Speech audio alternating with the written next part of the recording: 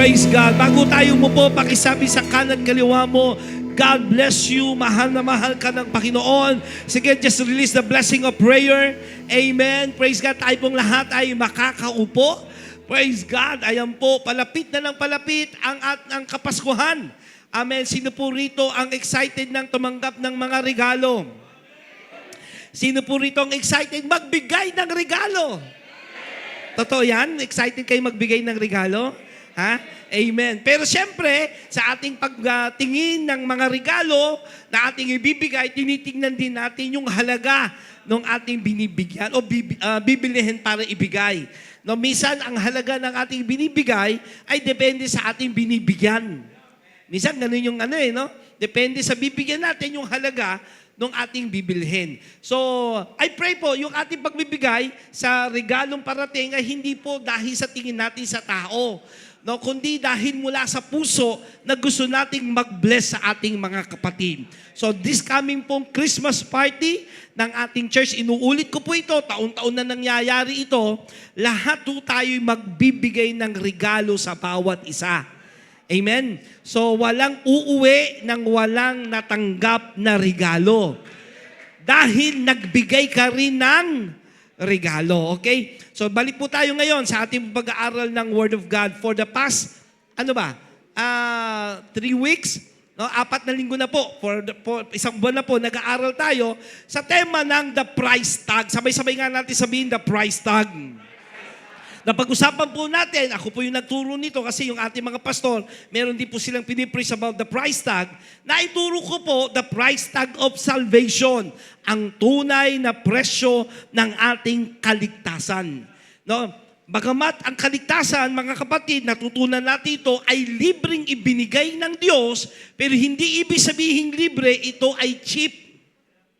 Amen. May nagbayad kaya libre. At ang nagbayad, ang Ama, ibinigay niya ang kanyang buktong na anak. At ang Panginoong Hesus, ibinigay niya ang kanyang buhay. At sa lahat ng mananampalataya sa ginawa ng ating Panginoong Hesus ay tatanggap ng kaligtasan. Libre ang kaligtasan pero kailangan panampalatayanan mo. Sumunod, pinag-usapan po natin the price tag of Christ's disciples, ang tunay na presyo ng tunay na tagasunod ni Kristo. Bagamat ang kaligtasan ay libre, pero ang sumunod sa ating Panginoong Hesus, kailangan mong ibigay ang lahat-lahat. Kailangan mong ibigay ang buhay mo. You have to carry the cross every day. So, hindi madaling maging Kristiyano. Amen? Libre ang kaligtasan, pero kapag ito po yun ang tunay na patotoong ikaw nga ay nakatanggap ng libreng kaligtasan ng Diyos, ikaw ay magiging disipulo ng Panginoong Hesus. At ang patotoong tunay kang disipulo ng Panginoong Hesus, ibinigay mo ang buhay mo sa Kanya. Amen. At kasama doon, atin naman na pag-usapan last Sunday, is the price tag of holiness, ang tunay na presyo ng pagiging banal. Balikan ko lang po yung 3 bagay sa kabanalan. Una is positional holiness. Naging banal tayo sapagkat nagbayad ang Diyos sa magitan ng Panginoong Hesus. Ang kanyang banal na dugo ang naging dahilan bakit tayo naging banal. Amen ba? Sumunod, yung ating pong positional and then yung sanctification kung saan yung kasalukuyan naman ng ating pakikipagbaka upang manatiling banal. So kailangan araw-araw nilalakaran ang kabanalan. Binigay ng Diyos ang libre kabanalan, ikaw naman kailangan lakaran mo yung kabanalan. And then yung future holiness, kung saan sa pagbabalik ng ating Panginoong Hesus, aalisin niya ang lahat ng kasalanan at makikita natin ng mukhaan ang ating Panginoong Diyos. Ngayon naman, balikan natin. So what is a price tag? Ano bang ibig sabihin pag sinabing price tag? Ang price tag is how much something is worth and how much someone must pay to have it. Magkano ang halaga ng item at kung magkano ang dapat bayaran upang mapasayo ito. Ang price tag nagsasabi nung halaga nung item. Amen. So pag pumunta kayo ng mall, tinitignan nyo yung price tag. Tinitignan nyo sa ano ang tawag doon? Yung salamin na ganyan? Ha? Estante. Tinitignan nyo kung magkano yung bibilin nyo. Yun yung price tag. Amen? Now, totoo, maraming bagay, kapag mapera ka, marami kang mabibili. So money can buy, actually, not everything, but almost everything. Okay? Ang pera, maraming mabibili, lalo kapag marami ka nito, pero hindi lahat mabibili. Kung mapera ka, pwede mong bilhin ang magandang bahay. Di ba? Marami kang pera eh. May bibili mo ay maghara. Yung iba po, mga nalaman kong mga malalaking bahay sa Amerika, mayroong 21 rooms, mayroong gym, mayroong cinema. So, ang ganda ng bahay kasi marami silang pera eh. Yung iba naman, kapag maraming pera, kadalasan, ang patotoo ng taong maraming pera ay bumibili ng jet. Okay? No? Pagka ikaw'y maraming pera, tulad ni Bill Gates, ilan yata yung kanyang jet. No? Yung mga simpleng mayaman lang, kung ikaw'y milyonaryo lang, multi-millionaire, ay mga magagarang sasakyan. Pero yung mga bilyonaryo, lalo galing sa flood control, bibili ka ng jet. Okay? Pangatlo ay yate. No? Yan yung mga, kapag maraming pera, kaya mong bilhin yung mga bagay na material. Ito ngayon, papasok tayo. Yung iba, dahil sa dami ng perang meron sila, halos lahat gusto nilang bilhin. Kahit mga bagay, natitignan natin, hindi nating bibilhin kasi walang kakwenta-kwenta. Okay? Para bagang dahil nga sa dami ng pera nila, gusto lang nilang ipakita na kaya nilang bilhin yung anumang bagay. Tulad ng isang barbero ni Elvis Presley, kung saan habang nagpapagupit si Elvis Presley, dito kay Homer Gilliland, ay iniipon niya ang mga buhok ni Elvis Presley at ibinenta niya ito nung mamatay sa halagang $115,000 or 6.7 million pesos. Nabenta po yan. Buhok lamang ni Elvis Presley. Ewan ko lang kung yung buhok ni Pastor Jericho pagka nagupit yan, bebenta ba ng ganyang halaga yan? Pero buhok ni Elvis Presley na benta ng 6.7 million at may bumili. Isa pong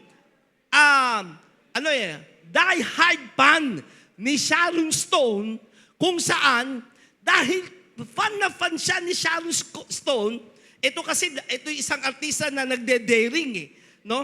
Gusto niya nang mahalikan si Sharon Stone at nagbayad siya ng $50,000 or 2.9 million. Alam niyo kung sino ito? Si Johnny Rim. Nagbayad sa 45 seconds na halikan. 45 seconds lang. No? Mahalikan lang niya si Sharon Stone, nagbayad siya ng almost 3 million pesos. Kaya niyang bilhin Okay? Idol niya. Gustong-gusto niya si Sharon Stone. Ito po, to raise a fund, isang charity ang nag-launch na kung saan magkakaroon ng isang oras na lunch date with Warren Buffett. Isang kilalang icon sa business. Okay? At ang halaga po, nung ito ay nilaunch nila, nag-raising sila ng fund, inabot ito ng $2.6 million or 152 million sa halaga natin ngayon. At may nagbayad para lamang maka-lunch date si Warren Buffett. Hindi ko alam kung anong kinain nila dyan. No? Biruin mo, 152 million para maka-lunch date mo lang ang isang icon ng business. Grabe, di ba? Pag marami kang pera, marami kang pwedeng gawin. Ito po, yung mahilig sa mga aso. May isang mayaman na nagpagawa ng bathtub ng kanyang aso sa halagang $39,000 or almost 2.3 million pesos. Ito'y binalutan ng mga mamahaling mga Swarovski, no? At kristal, at ito ay inabot ng almost 2.3 million pesos. Mas mahal pa sa bahay mo yung liguan lang ng aso. Ito po, a British jeweler named Stuart, yung kanyang cellphone, na luma actually yung cellphone na ito eh. Pero itong cellphone na ito ay binalutan ng black diamond, ng mga mamahaling hiyas, na kung saan inabot itong iPhone phone na ito ng $15 million or 879 million. Grabe. Isang cellphone na binalutan po ng isang British jeweler. 26 karat black diamond and 600 precious stones. Yung halaga ng iPhone na yan ay inabot ng 879 million pesos. Ito pa po, dahil mayaman sila, nagpatayo ng bahay, isang mansyon, na kahit kailan hindi naman tinirhan. Alam niyo ang halaga ng mansyon na ito ay nasa California, na halagang $195 million or 11.5 billion pesos, pero hindi naman tinirhan. Diba? Kasi dami nilang pera, pwede nilang bilhin kung ano man ang kanilang gustong bilhin. Ano man ang price tag niyan, dahil gusto ko, kukunin ko, bibilhin ko. Basta may halaga ng presyo, ng pera, ng mundo, pag may pera sila, bibilihin nila anuman ang halaga kasi mayaman sila. Pero may katotohanan sinasabi ang Bible. For the past 1 month, we've been studying price tag. Ang katotohanan, hindi lahat ng bagay ay mabibili ng pera. Amen? May mga bagay na sadyang money can't buy. Tulad ng malinaw na sinabi ng Bible, ang kaluluwa ng tao ay hindi mabibili. Walang halaga ang iyong kaluluwa. May kausap mo ba ako ngayon? Man's soul, sabi ng Matthew 16 verse 26, what good will it be for someone to gain the whole world? Anong mapapala ng isang tao kahit makamit niya ang buong sanlibutan, yet forfeit their soul? Or what can anyone give in exchange for their soul? Malino sinasabi ng Bible, kahit makamit mo man ng buong sanlibutan, kung ang iyong kaisa-isang kaluluwa ay mapapahamak, ikaw ang pinakaabas sa lahat, anong pwede mong ibayad para iligtas mo ang iyong kaluluwa? Ibig sabihin, ang kaluluwa ng tao ay walang halaga o presyo na meron sa mundo. Nandiyan kayo? Kaya nga may nagbayad ng ating kaluluwa eh. Hindi kayang bayaran ng mundo. Hindi mo kayang bayaran. Pero may nagbayad at walang iba kundi ang Diyos sa pamagitan ng ating Panginoong Hesus. Binayaran ng ating kaluluwa. Yan yung the price tag of salvation. May halaga ang kaluluwa mo, hindi kasing halaga ng masigit pa sa halaga ng mundo. Nandiyan kayo? Ulitin mo, sabi mo sa katabi mo, ang iyong kaluluwa ay masigit pa ang halaga kaysa sa mundo. Kaya ibang tao, tingay lahat sa akin, hanap ka ng mga bagay na meron sa mundo. Walang masamang magkaroon ng mga meron sa mundo, pero hindi yan ang basihan ng iyong buhay. Kahit makamit mo lahat ng bagay na meron sa mundo, ngunit wala ka namang kaligtasan. Hello? Ikaw pa rin ang pinakaabas sa lahat. Kaya napakahalaga maunawaan natin the price tag of salvation. Ngayon naman, ang ating pag-uusapan, wala ring halaga kahit na merong anumang halaga na meron sa mundo na pera, yung tinatawag the gift of God. Ang kaloob ng Diyos. Basahin natin sa Acts chapter 8, verse 18 to 20. Bago ko basahin ito, bigyan muna natin ng konting background. Sa Acts chapter 8, nandito si Felipe na isang lingkod ng Diyos, ang ibanghilista ng Panginoon, na pumunta sa Samaria para mangaral ng kaligtasan. At merong isang lalaki doon na ang pangalan ay Simon. Si Simon ay isang magaling na magician. Okay? Isa siyang dalubhasa na salamangkero. Okay? O isang magician. Maraming tao doon sa lugar na yon na napaniwala na gifted itong si Simon. Kasi sa isang salamangkero, maraming nakikinig sa kanya. Ngayon, nung dumating si Felipe sa Samaria, maging si Simon ay nanampalataya rin sa tinuturo ni Felipe. Okay? Nabalitaan ng Jerusalem na maraming mananampalataya sa lugar na kung saan nangaral si Felipe. Kaya ipinadala nila doon si Pedro at si Juan, mga apostol ng Panginoon. At nang dumating sila doon, nangaral muli si Pedro at saka si Juan tungkol sa bautismo naman ng banal na Espiritu. Basahin natin sa Acts chapter 8, verse 18 to 20. Nakita ni Simon, kasi sabi ni Pedro ni Juan, nananampalataya na kayo, ngayon naman tanggapin ninyo ang bautismo ng banal na Espiritu. Nung pinatungan ng kamay ni Pedro at ni Juan, yung mga mananampalataya, tinanggap nila yung Holy Spirit. Basahin natin ngayon. Nakita ni Simon, ng Espiritu ay ipinagkakaloob sa pamagitan ng pagpapatong ng kamay ng mga apostol, kaya't, ito na po, inalok niya ng salapi sina Pedro at Juan. At sabi niya, bigyan niyo ko ng kapangyarihang ito upang ang sino mang patungan ko ng kamay ay tumanggap din ng Espiritu Santo. Sabi niya, sinagot siya ni Pedro, mapapahamak ka, ikaw at ang iyong salapi, sapagkat inakala mong mabibili ng salapi ang kaloob ng Diyos. Okay? So we're going to talk today the gift or the price tag of the gift of God. Walang halaga ng pera, pero pwede natin itong makuha kung alam natin kung ano yung ipangbabayad natin. Okay? Hindi sa pamamagitan ng pera mabibili. Akala ni Simon, aba, marami siyang pera eh. Nakita niya yung ginawa ni Pedro at ni Juan. Magkano halaga? Ito pera ko. Bigyan niyo ako ng ganyang kapangyarihan kasi salamangkero siya eh.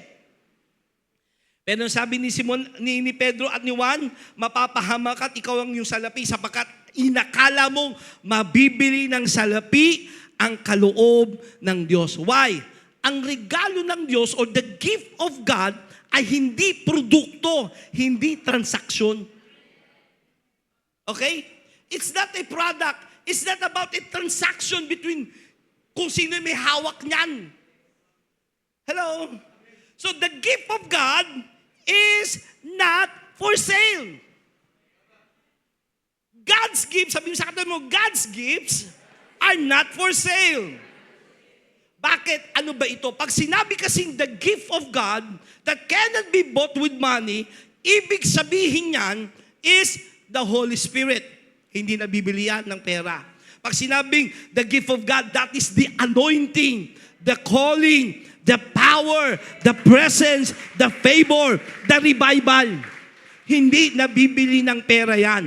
Pero, pwede nating makamit. Amen? So, anong punto? Hindi porket mayaman ka at kaya mong bilhin kahit ang halik ng isang magandang babae, ang buhok ng isang sikat na artista, pinakamagandang bahay, pinakamagandang cellphone, pinakamahal na cellphone. Hello? Pero may mga bagay na hindi kayang bilhin ng tao at kasama na dyan ay yung kaloob na regalo ng Diyos. Why? Because the gift of God is free. Libre ito eh. Hindi nabibili kasi libre, but to receive it, you have to pay the price. It is costly to carry it. Naintindihan nyo? Sabi muli sa katabi mo, libre ang regalo ng Diyos. The gift of God is free. Pero to carry it, para magkaroon ka, you have to pay the price. It is costly to carry the presence of God, the anointing of God, the Holy Spirit. Yes, ito yan eh. Salvation is free. The Spirit, the Holy Spirit is free. The calling is free. Yes, even the grace of God is free. And to have it, you and me to walk worthy of that gift. Kailangang maging karapat-dapat tayo na paglagyan ng regalo ng Diyos na yon. Ayun, tatanungin niyo ako, bakit gugustuhin ko yan? Why? The gift of God is important. Bakit gugustuhin ko yan?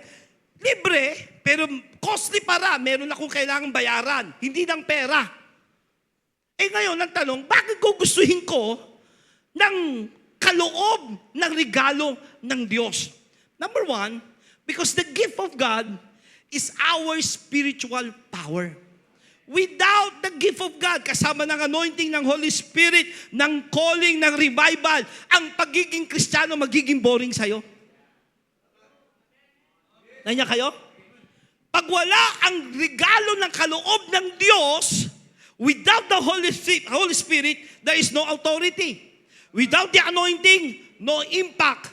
Without the calling of God, no direction. Without grace, no ministry. That's why kailangan mo itong bayaran. Kailangan, sabi sa katabi mo, siguhin mo ng malakas, kailangan hangarin natin ito. Amen ba? Sino ngayon ang gusto niyan? Taas ang kamay. Libre, pero ano? It costs you actually to carry that anointing. Amen? Now, why the gift of God is important? Pangalawa, because the gift of God is for the sake of others. Ang regalong kaloob ng Diyos ay ibibigay sa'yo, hindi para sa'yo. Sabi mo sa katabi mo, hindi para sa'yo. Paglalagyan kanya ng kanyang kapangyarihan, hindi para sa'yo. Hindi para tulad ni Simon. Ang akala niya, gagamitin niya yung kaloob ng Diyos sa'yo para magkamit ang pera, para sumikat, para makilala siya. Kaya sabi ni Pedro at ni Juan, nakakamali ka. Akala mo kaya mong bilhin ng pera ito? Mapapahama ka kasama ng yung pera. So the gift of God in your life is heaven's answer to someone else's prayer. Kaya ibibigay ito ng Diyos sa iyo at sa akin kasi tayo ang magiging sagot ng panalangin ng iba. Lagi tandaan niyo po, lagi tingay lahat sa akin. Kaya ka ibe-bless ng Diyos kasi para maging blessing sa iba. Amen. Hindi ka ibe-bless ng Diyos para maging mayabang, para magmalaki sa meron ka. Hello? Kundi ibe-bless ka ng Diyos kasi para maging pagpapala ka sa iba. Walang kwenta ang blessing mo kung para sa'yo lang yan. Lalo ang kaloob na regalo ng Diyos. Anointing, the presence of God, the Holy Spirit, His calling, His grace, lahat yan libre, pero binibigay ng Diyos sa atin para maging blessing ka sa iba. So ano kailangang bayaran? Ito na. Gusto nyo bang bayaran? Gusto nyo bang, do you want to pay the price, the tag price for the gift of God? Number one, the real price tag of the gift of God, we have to pay it with humility. Again, kung gusto nating makamit, magkaroon ng libreng regalo ng kaloob ng Diyos. Ano yung libreng regalo ng kaloob ng Diyos? Ano yun? Anointing, presence of God. Amen. The grace of God, His calling, His grace in you. Para makamit mo ito, ano kailangan mong bayaran? Babayaran mo ito ng pagiging mababa sa Diyos. Pagkakaroon ng humility. Why? God cannot feel the proud. He feels the empty. Hindi niya nilalagyan yung mga taong mayayabang. James chapter 4 verse 6, God gives grace to the humble. Malinaw sinabi ng Santiago, ibinibigay niya ang kanyang biyaya sa mga taong mapagpakumbaba. Kaya minsan, hindi natin nararanasan ng kaloob na regalo ng Diyos sa ating buhay kasi lagi kang nakaasa sa iyong sarili. Nakatingin ka sa galing at husay mo, sa pinag-aralan mo, sa alam mo. Hello, walang masama sa magsaliksik. Walang masama sa mag-alam. Pero kung nakabase ka lang sa mga bagay na alam mo at yun ang ipagmamalaki mo, hello? May kausap po ba ako ngayon?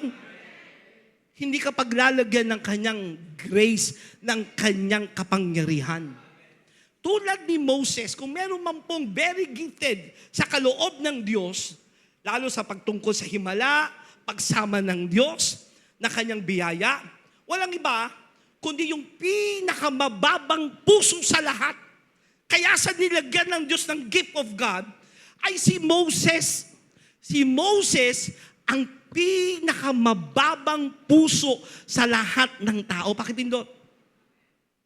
Numbers chapter 12, verse 3. Sabi ni Moses, siya ang sumulat nito. Now Moses was a very humble man, more humble than anyone else on the face of the earth. Kung titignan natin, siguro sa kwento ng Bible, ang pinakasinamahan patungkol sa himala, patungkol sa kapangyarihan, pinagkatiwalaan ng Diyos ng talagang signs and wonders, walang iba kundi si Moses yan. Hello? Bino mo, yung kanyang tungkod, pinalo niya sa bato, may lumabas na bottomless iced tea. Grabe. Nanalangin sa Diyos kasi ang mga Israel nagreklamo na wala na silang pagkain. Nanalangin si Moses, tumugon ang langit, nagpadala ng cinnamon mula sa langit. Baked from heaven. Grabe. Grabe siyang samahan ng Diyos. Ang kanyang tungkod nagiging ahas. Grabe yung gift of God na kay Moses. Pero ang sikreto, kaya sa sinamahan ng Diyos, kasi siya rin ang nagsabi, si Moses ang pinaka-humble sa lahat. Sa lahat ng tao sa mundo, sa ibabaw ng mundo, siya ang, sabi niya, ako ang pinaka-humble. Grabe, no? Ang hirap tawaging humble ka eh. Pero may mo siya ang nagsulat niya na, sabi niya, pinaka-humble ay ako, sabi niya. Parang hindi yata tumutugma yung pagiging humble kapag sinasabi mong humble ka. Pero kasi alam nyo, sa kasaysayan ng kwento ni Moses, siya ang sumulat nito, no? Yung tinatawag na Pentateuch of the Bible, the first 5 book of law, no? From Genesis to Deuteronomy. At diyan sa Numbers, sinulat ni Moses, siya ang pinaka-humble sa lahat. Alam niyo bakit? Kasi kilala niya ang kanyang sarili.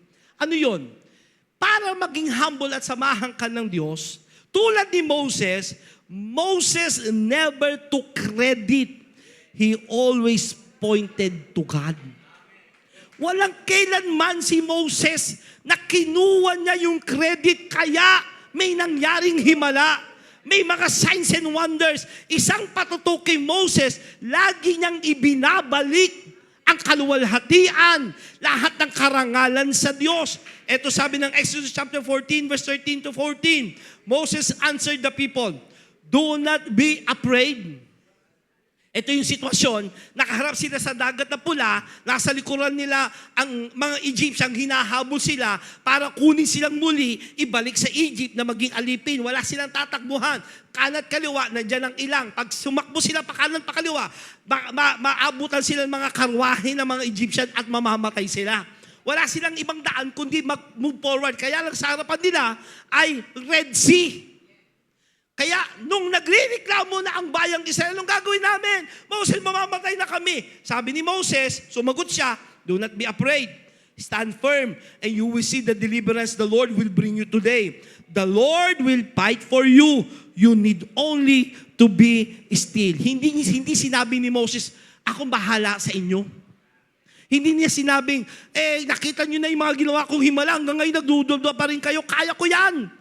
Makikita nyo, kaya ko yan. Hindi niya kiniklaim. Lagi niya sinasabi, tutulungan tayo ng Diyos, sasamahan tayo ng Panginoon.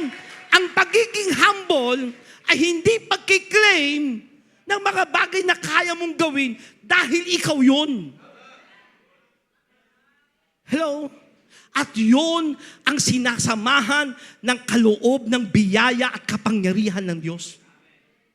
Bakit kanya bibigyan ng kanyang kaloob ng kanyang kapangyarihan kung i-claim mo yung kapangyarihan yon ay dahil sa'yo?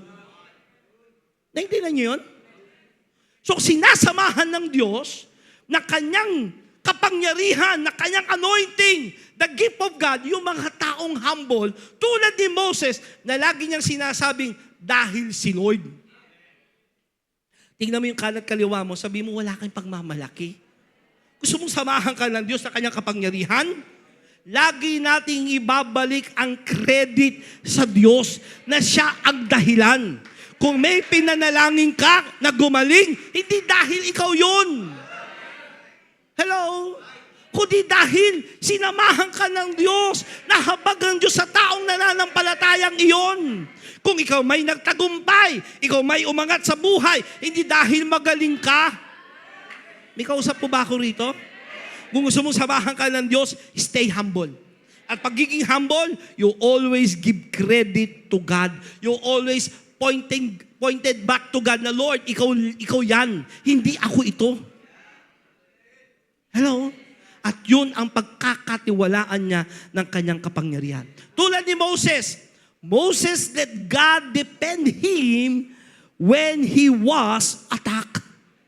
Isang patotoo na si Moses ay humble at sinamahan ng kapangyarihan ng Diyos ay dahil sa tuwing siya'y aatakihin. Lagi siyang ginagawa niya, hindi siya gumaganti, kundi hayaan niya ang Diyos ang gumanti sa kanya. Sa Numbers chapter 12, verse 2 to 3 and verse 6 to 9, may kwento na kung saan nag-usap-usap yung mga kapatid ni Moses at nagsabi ng ganito. Sabi nila, sa pamamagitan lang ba ni Moses, nagsasalita si Yahweh? Hindi ba't sa pamamagitan din natin? Narinig ni Yahweh ang usapang nilang ito. Si Moses naman, yun palang nanghugot yun, ay isang taong mapagpakumbaba, higit kanino mang nabuhay sa ibabaw ng lupa. So doon yung hugot. Yung hugot na siya ang pinakamababa sa lahat. Nung ina-atake siya ng kanyang mga kapatid, ikaw lang ba pinapakinggan ng Diyos? Sa'yo lang ba nangungusap ang Diyos? Ay, wala tayong hugot dito, ha?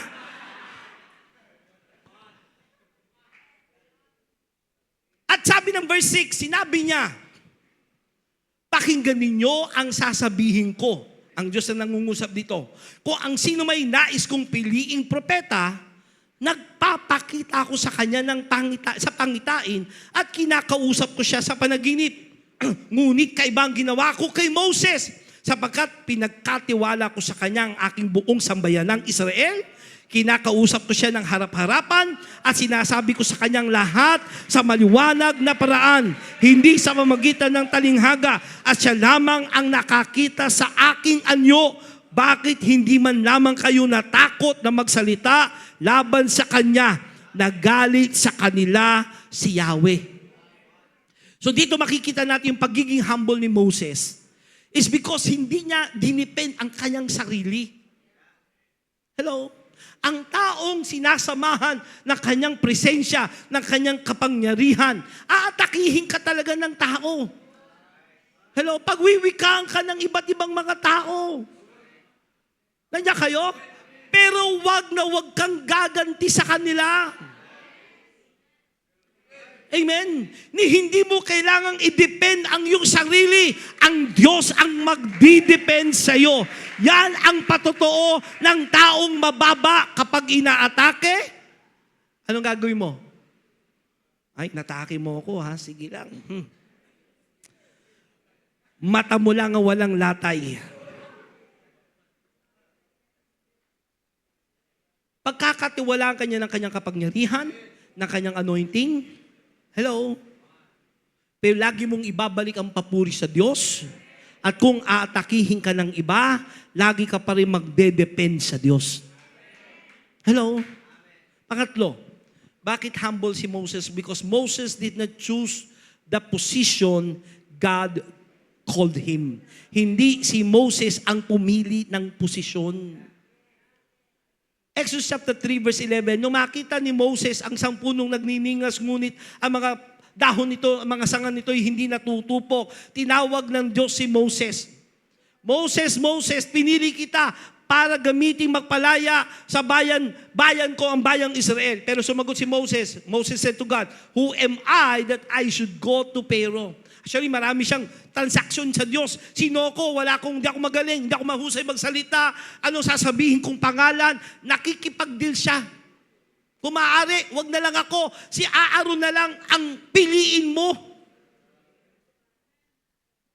Kaya hindi pinili ng Diyos ang mga taong mayayabang na gusto'y posisyon.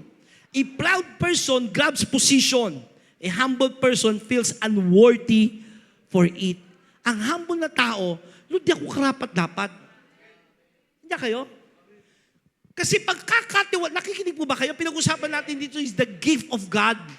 His power, His anointing, His calling, His grace, His presence, the Holy Spirit. Pero pagkakatiwala ito sa ng Diyos, nanya kayo? Kung ikaw ay humble at isang taong humble, hindi mo pinipilit ang sarili mo. Hello, hindi ka naghahangad ng posisyon. Hello? Yung mga nagpipilit sa isang posisyon at yun ay gusto nila ay titulo, ay nako, hindi ka sasamahan ng Panginoon. Sapagkat ang paglilingkod, hindi yan titulo, hindi yan pangalan, hindi yan posisyon.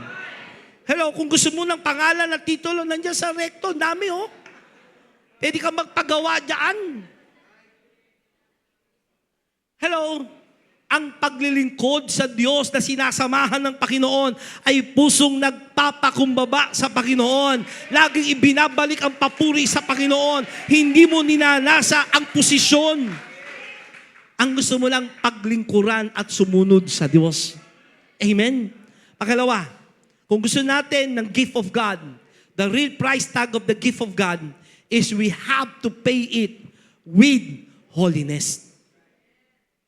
Why? Because God's gift rests only on clean vessels.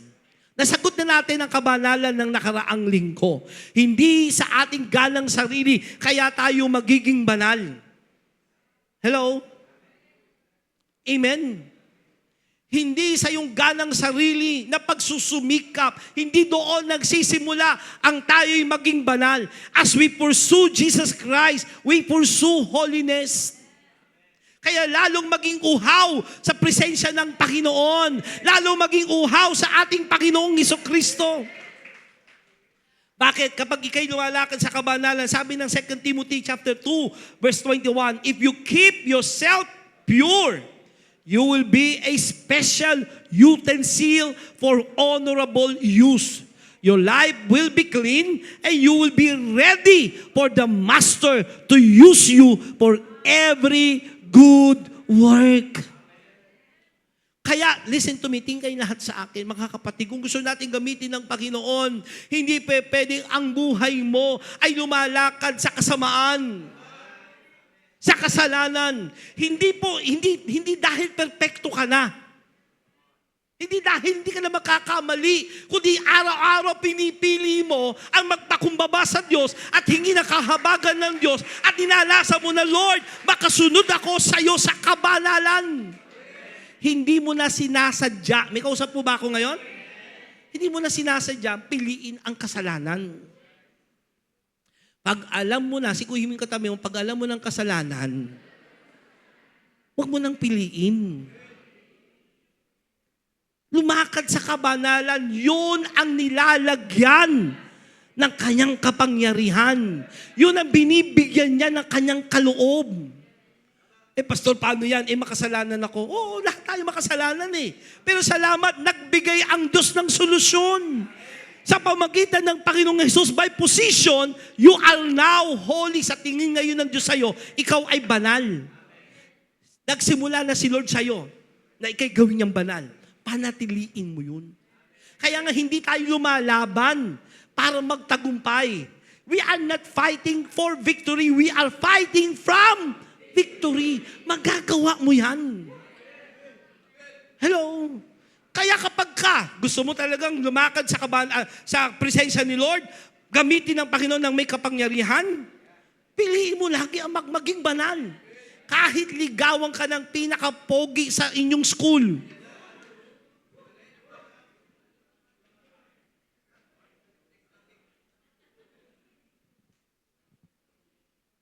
Kahit nagpaparinig yung pinakamagandang classmate mo sa'yo. Oh. Ay!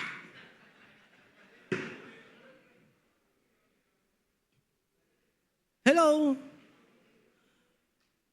Kung gusto mong gamitin ka ng Panginoon, kailangan bantayan mo yung purity mo. Amen ba? Kung nanonood kayo ng mga Netflix, sa mga movie, piliin nyo yung hindi kayo makakasala.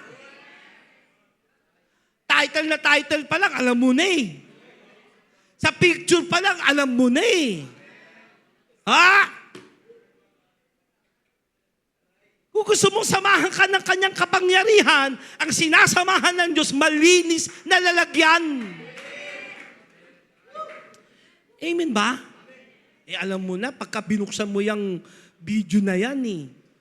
Curious lang ako eh. What?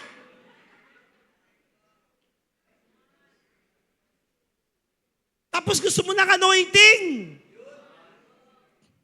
Hello? Ang sinasamahan ng Diyos, yung pinapanatili nila ang kabanalan. Regalo ng Diyos, libre ang kapangyarihan niya. Tulad ni Moses, ay tulad ni Samson at ni Joseph, pareha silang binigyan ng regalo ng Diyos. Pero ang nanatili na ginamit ng Diyos hanggang dulo ay si Joseph, sabagat siya'y naging malakas sa espiritu. Si Samson naman, malakas lang sa katawan, pero mahina naman sa laman. Di ba? Si Samson, anong pinili niya? Ang mag-asawa ng hindi kapananampalataya. Hello? Anong tinignan niya? Ganda lang, itsura. Hello? Yung iba, ganda lang yung puhunan. Nahulog ka.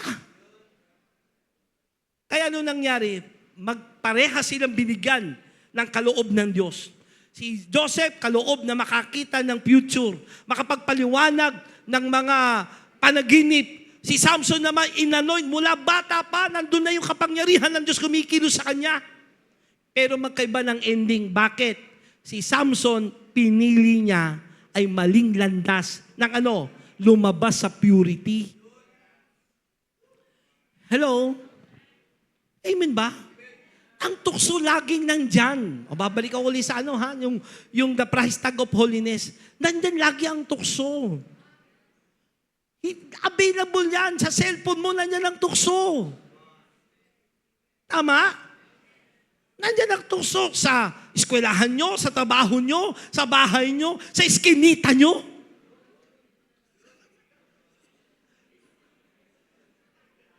Pero piliin ang kabanalan. Paano? Ang sikreto ito, always choose Jesus. Laging piliin ang Panginoong Yesus kaysa magkasala ka. Paso, paano yan kung nagkasala ako, bangon ka uli, humingi ng tawad sa Diyos, at lumakad muli ng may kabanalan. Pero, kung paulit-ulit, ilang taon na yan? Hello? Paulit-ulit mo rin hinihingi yung kapatawaran sa kasalanan yan, mahihirapan kang pagdaluyan ng kanyang kapangyarihan. Amen? Pangatlo, the real price tag of the gift of God is we pay it with obedience. Binabayaran ito, una ng pagiging mababa kay Lord, humility. Pangalawa, ng holiness. Pangatlo, kailangang bayaran mo ito ng obedience kay Lord. Acts chapter 5, verse 32. And we are witnesses to these things. And so is the Holy Spirit, whom God has given to those who obey Him. Malinaw sinasabi, ibinibigay ang Banal na Espiritu sa mga taong sumusunod sa Kanya. Gusto mo pagkatiwalaan ng Kanyang anointing, ng Kanyang kapangyarihan, ng Kanyang kaloob? Sundin mo si Lord. Paano paano si Abraham ay naging father of faith? Iniangat ng Diyos. Paano? Dahil siya'y sumunod kay Lord. Ano sabi ng Hebrews chapter 11, verse 8? Sabay-sabay natin basahin. 1, 2, 3, go. By faith, Abraham obeyed when he was called to go out to a place he would later receive as an inheritance. And he went out without understanding where he was going. Pansin nyo ba? Kaya si Abraham ay pinagkatiwalaan ng Diyos ng kanyang pangako. Naging father of faith. Nanya kayo? Pinagkatiwalaan siya ng Diyos ng dakilang seed na magiging kaligtasan ng lahat ng sanlibutan. Walang iba kundi ang Panginoong Jesus. Bakit? Si Abraham ay masunurin sa Diyos. Ano siya sumunod? Sabi ng Bible, inutusan siya ng Diyos na lisanin ang kanyang pamilya, ang kanyang lugar na kinalakihan, ang kanyang bayan, at pumunta sa lugar na sabi ng Diyos, hindi pa niya alam kung saan na yon. Sumunod si Abraham nang walang pag-aalinlangan. Kung gusto natin paglagyan tayo ng kanyang kapangyarihan, mga kapatid, hindi pwedeng hindi ka sumunod sa Panginoon. At yung pagsunod na yon kasama talaga, mga kapatid, na kahit hindi mo nauunawaan o naiintindihan, dahil iniutos ng Diyos, sumunod ka. Hello? Diyan papasok ang faith. Minsan di mo naiintindihan bakit kailangan mo magbigay ng tithes and offering. Hindi mo naiintindihan, you just obey. Hello? Bakit kailangan iwanan ko itong maling relasyong ito? Mahal na mahal ko siya. Pero dahil mali, Lord, di ko naiintindihan, susunod ako sa iyo. Hello? At yung mga taong sumusunod sa Diyos, kahit minsan di mo nauunawaan, bakit? Yun ang nilalagyan ng Diyos ng kanyang kapangyarihan. Pang-apat, dito ako magtatapos. The real price tag of the gift of God is we have to pay it with sacrifice. Una, kailangan ng humble heart, humility. Pangalawa, anong kailangan? Holiness. Pangatlo, obedience. And pang-apat, hindi pwedeng walang sakripisyo. Amen? Romans chapter 12 verse 1. I appeal to you therefore, brothers, by the mercies of God, to present your bodies as a living sacrifice, holy and acceptable to God, which is your spiritual worship. Walang sinamahan ng Diyos na hindi handang magsakripisyo. Hindi ka magiging worthy na lalagyan ng kanyang anointing, ng kanyang kapangyarihan kung hindi ka willing mag-sacrifice. Kasama na dyan, sasakripisyo mo, lahat-lahat ng ikaw. Hello? Panalangin lang, di mo ma-sacrifice? Paano ka sasamahan ni Lord? Gusto mo ng kapangyarihan ni Lord, ng pagsama niya? Lumuhod ka, sacrifice. Sa panalangin. May sacrifice. Fasting. Gutom ka, pero sabi mo, magpapasing ako, sacrifice. Hello? You have to sacrifice. The obedience, kasama yan, sakripisyo yan eh. Holiness is a sacrifice. Kailangan yung gusto ng laman mo, itatanggi mo. Hello? Sacrifice. Sabi mo sa katabi mo, sakripisyo. Paglilingkod kay Lord, sacrifice. Hello? Hindi lahat ng tao ay matutuwa sa ginagawa mo. Hello? Hindi lahat ng tao maniniwala sa ginagawa at pinagagawa sa iyo ni Lord. Pero kasama yon, nagsasakripisyo ka. At dahil nagsasakripisyo ka, nakikita ng Diyos yun. Ang Diyos ay hindi bingi, hindi bulag, na hindi niya nakikita ang iyong ginagawang sakripisyo. Siya'y tapat at banal sa takdang panahon, gagantimpalaan ka niya. Walang taong sinamahan ng Diyos na walang sakripisyo. Gusto mo ng apoy sa langit, kailangan mo may sacrifice. Gusto mo na bumaba ang apoy sa langit, doon sa handog mo, may sacrifice. Walang apoy na bababa sa langit kung walang sacrifice na handog. At sino yung nandoon na nakalagay sa altar ng sakripisyo? Sabi mo sa katabi mo, tayo. ikaw at ako. Yung will mo, yung gusto mo, yung kahinaan mo, yung kalakasan mo, lahat ng ikaw, ibibigay mo. Pag nakita ng Diyos ang puso mo, pag nakita ng Panginoon, yung willing to sacrifice, pagkakaloob ang kanyang kapangyarihan. Gifts carry weight. The heavier the gift, the heavier the sacrifice. Mas mabigat na regalo, mas mabigat na sakripisyo. Siguro dito talaga ako magtatapos. Idagdag ko na ito. Panglima, the real price tag of the gift of God is we have to pay it with relationship, with our intimacy with God. Nakita ng mga tao yung tapang at galing ni Pedro at ni Juan. Sabi na Acts chapter 4 verse 13, when they saw the courage of Peter and John and realized that they were unschooled, ordinary men, they were astonished and they took note that these men had been with Jesus. Ang sikreto talaga, samahan ka ng Diyos, kailangan mo ng relasyon sa Diyos. Tanong mo ngayon katabi mo, magtatapos na po tayo, tanong mo, nagpe-pray ka ba? Gaano ka katagal mag-pray? Sino dito nagpe-pray ng 1 hour? Wow, ah. Sino nagpe-pray ng 40 minutes? 30 minutes? 20 minutes? Naurasan niyo yan? 15? 10 minutes? Sino nagpe-pray ng 5 minutes? Last 2 seconds? Last 2 minutes? Walang apoy, walang pagsama, walang anointing nang walang presensya ng Diyos sa buhay natin. At ang presensya ng Diyos, binabayaran yan. Amen? Sabi ng Panginoong Hesus, John 15 verse 5, tayong lahat ay tumayo. Sabi ng Panginoong Hesus, without me, you can do nothing. Kung hindi ko kayo sasamahan, kung ako'y wala sa inyo, wala kayong magagawa. Yes, the gift of God is free to receive, but costly to carry. Libre ang regalo ng kaloob ng Diyos. Ang anointing niya, kapangyarihan niya, pagsama niya sa iyo ng mga himala, libre yan. Pero, mabigat ang babayaran para taglayin mo ito. Sa kabuuan ng lahat ng yan. Kung isusuma natin, anong babayaran natin to carry and to have the gift of God, babayaran mo ito ng buong-buong ikaw.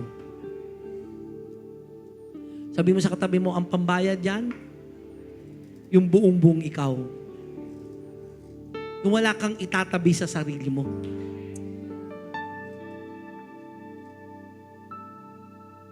You have to pay it everything. Ano naman kung bibigay ito sa akin ng Diyos? The gift of God is the power of God that is working in you. You become a blessing to others. It is your identity. It is your calling. It is who you are in the sight of God. Totoo lang po, tingay natin sa akin, hindi kalugihan ang paglingkuran ng Diyos. Amen? Sabi mo sa kanan kaliwa mo, hindi kalugihan ang paglingkuran ang Diyos. Paglingkuran ng Diyos. We don't pay the gift of God with money, but we have to pay it with our life. Kailangan bayaran natin ito ng ating buhay. Ang tanong ko ngayon sa inyo, gusto nyo ba ng kaloob ng regalo ng Diyos sa buhay nyo? Gusto nyo ba ng gift of God? Yes. Are you willing to pay it with your life? As we worship the Lord, let us open our heart to God right now. Hallelujah. Iba ang sinasamahan ng Diyos sa hindi niya sinasamahan. Iba yung tinawag niya sa hindi niya tinawag. Amen. Iba yung kumikilos ang anointing ng Diyos sa buhay ng isang tao at doon sa kapangyarihan at ganang sarili lamang niya. Hallelujah. As you worship the Lord, come on, let's open our heart to God. Hallelujah. Shadaba, handayalaba.